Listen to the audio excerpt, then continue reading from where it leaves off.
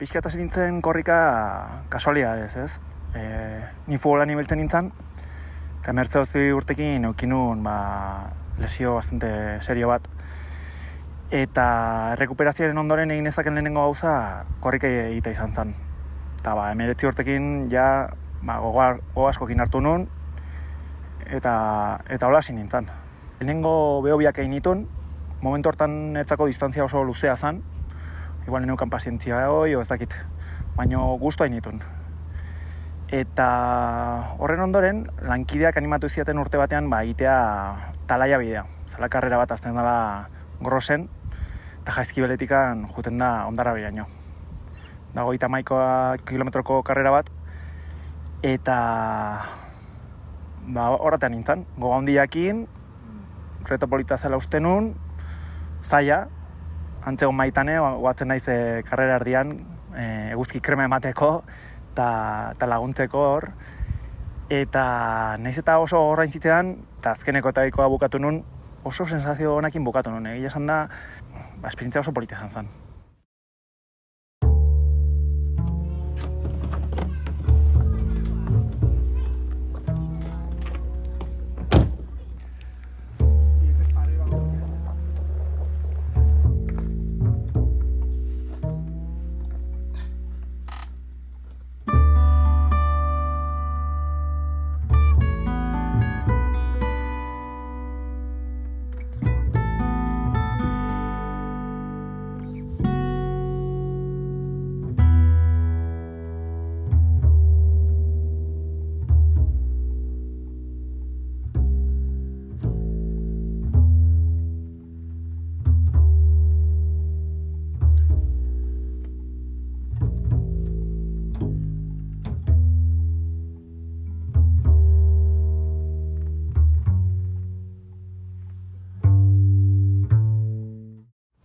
Mendiko tema horrekin fuerte mantzian, ez?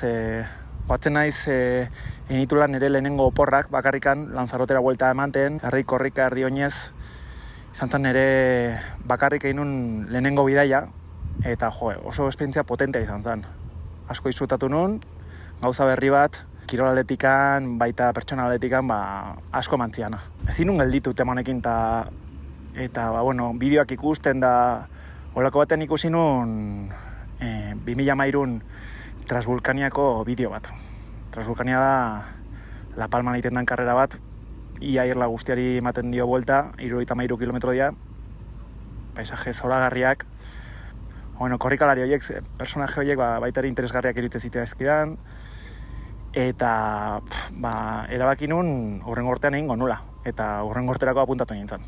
Nire lehenengo ultra izan zen, pila sufritu nun, goatzen naiz azkazalak txikitu initula, gelditu behar izan nintzen askotan, azkenetoko iritsi nintzen, baino, kriston esperientzia izan zen. Konturatzen nahi nintzen ordurako mundonek asko erakartzen ziala, ez? Normalean, nahi gehien gustatzen ditena da mendira bakarrikan jutea, ez? Zure gauze pentsatzen eta, baino egia da jendakin jutea ere gozada gala, ez? Ze hitz egiteko toki desberdin bada, beste tema batzuk ateatzen dira, ez dakit, beste desberdina da. Eta mendian gozatu ondoren, gero pintxo bat hartu eta disfrutatzen bazu ere, are be.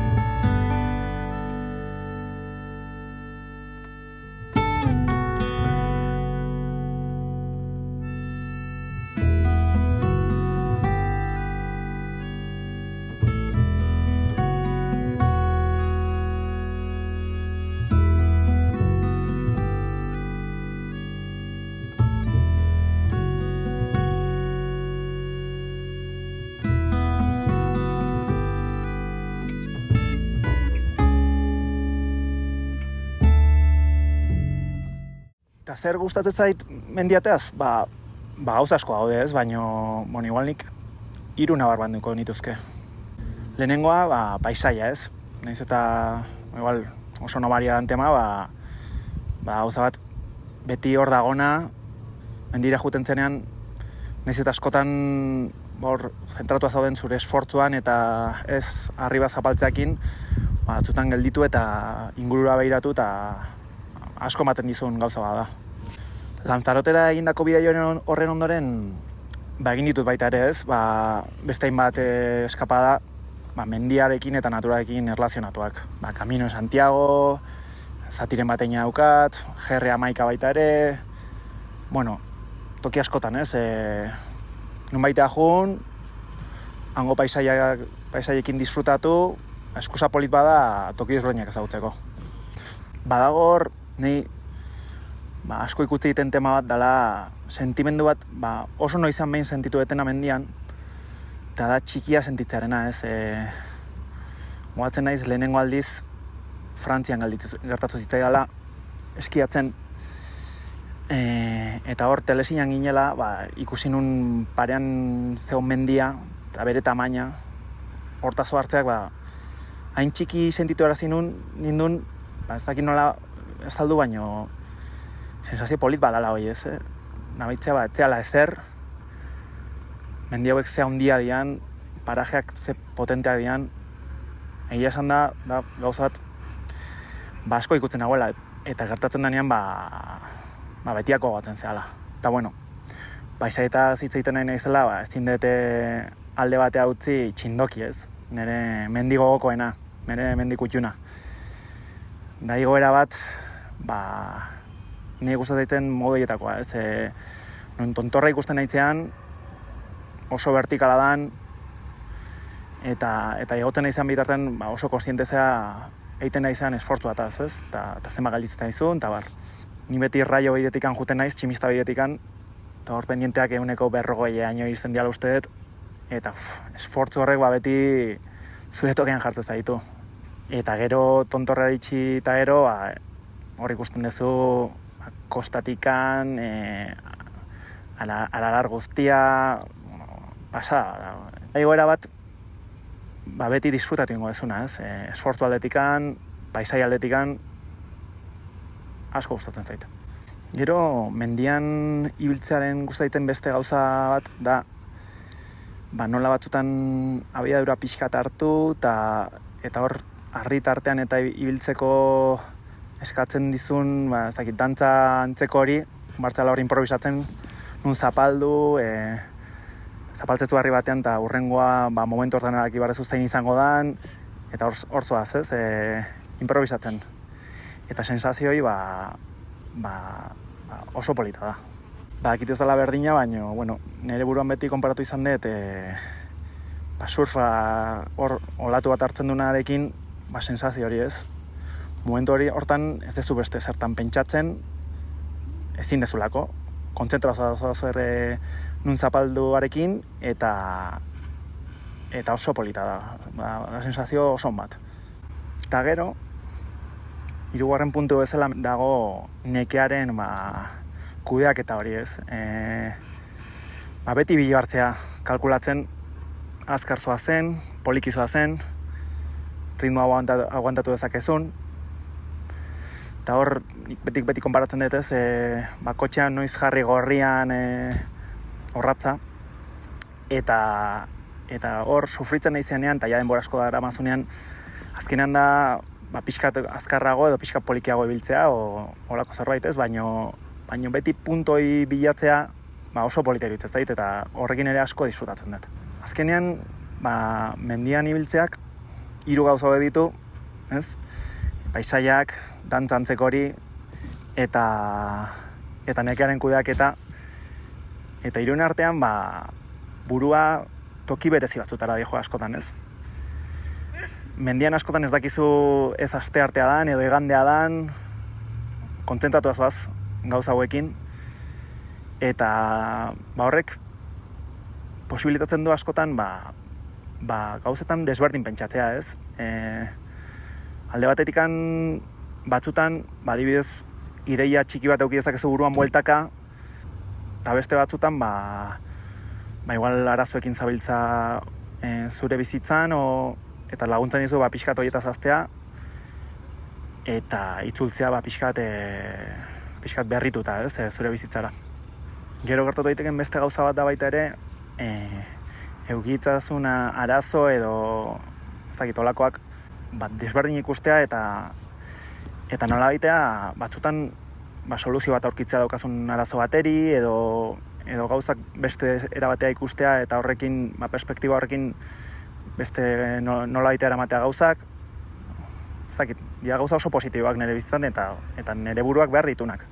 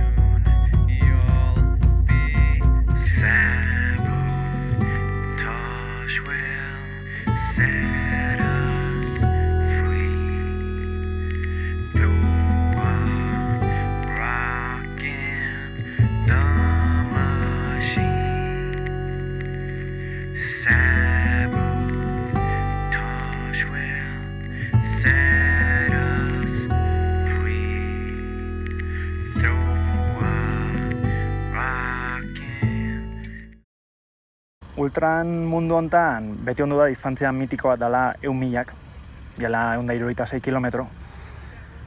Eta beti hor eukidetez nola ditea buruan, naiz eta, beti iruditu izaiten gauza bat gehiagizkoa igual, ez? Baina hor eukide beti buruan. Eta 2022ko abenduan goatzen naiz, nola momentu pertsonal pixkat arraro batean, eta erabaki nuen estimulo fuerte bat behar nula, eta erabaki nuen 1.000 lasterketara apuntatzea.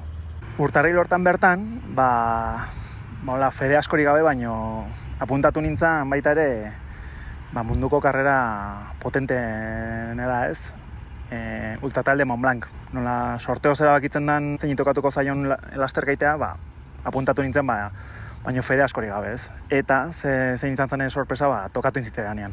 Argi zegoen karrera hauetara ezin nola jun besteak preparatu nituen bezala, ez, pixka gehiago behar nula. Eta Maitane gomendatuta, apuntatu nintzen Amara.